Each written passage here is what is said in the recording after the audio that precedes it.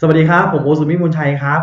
รายได้ซื้อซ้ำหรือรายได้การรักษายอดของบริษัทดิงกรุ๊ปท่านสามารถสร้างรายได้ข้อนี้เยอะที่สุดมาดูเงื่อนไขกันครับ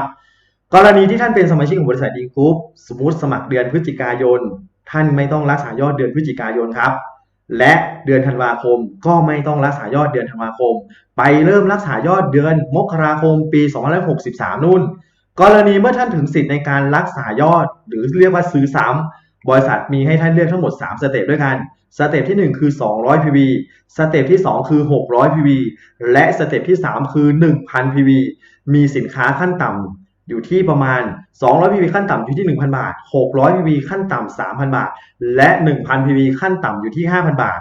กรณีไม่ว่าท่านจะเป็น S หรือเป็น L เลือกซื้อสินค้าได้เต็มที่เลยครับสมมุติท่านเลือกซื้อสินค้าที่200 PV ท่านจะสามารถมีรายได้ของคนที่อยู่ใต้ล่างองค์กรไม่ว่าเขาเหล่านั้นจะมาจากใครก็ตาม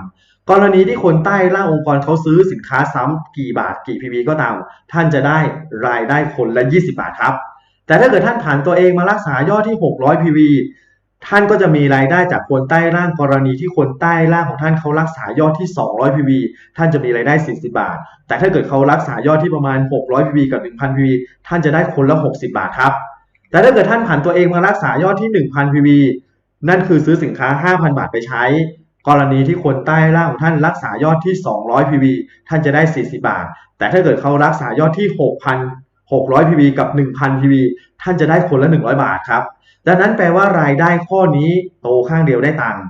ไม่ว่าองค์กรใต้ล่างท่านจะมีจำนวนเท่าไหร่ก็ตามไม่เกิน20ชั้นลึกท่านก็จะสามารถมีรายได้ในข้อนี้เยอะมากพอสมควรครับสมมุติว่าถ้าเกิดกรณีท่านมีใต้ล่างองค์กรสัก10,000 คนถ้ามี10,000 คนผมเชื่อว่าท่านจะรักษายอดที่ 1,000 PV ครับ 1,000 PV กรณีที่ 10,000 คนอาจจะยาวข้างเดียวท่านอาจจะได้คนละ100 บาทเอา100 บาทมาคูณ 10,000 คนนั่นแปลว่าเราสามารถมีรายได้เดือนละ1 ล้านบาทได้จริงๆดังนั้นแปลว่ารายได้ข้อนี้จ่ายเยอะจริงๆและก็บริษัทเองก็ได้กำไรจากข้อนี้ครับเพื่อนำผลกำไรทั้งหมดมาจ่ายให้กับสมาชิกเหมือนกันดังนั้นคลิปนี้คงมีประโยชน์สำหรับคนที่มองหาธุรกิจบริษัทดิงกรุ๊ปครับนี่คือรายได้ช่องทางที่2ของบริษัทดิงกรุ๊ปซึ่งต้องบอกว่าเป็นจุดเด่นจริงๆซึ่งต้องบอกว่าการซื้อสินค้าซ้ำสามารถสร้างมูลค่ารายได้เราแบบมหาศาลดังนั้นคลิปนี้คงทำให้ท่านตัดสินใจเข้ามาร่วมกับเราครับวันนี้ผมโอสุวิชัยไปก่อนสวัสดีครับ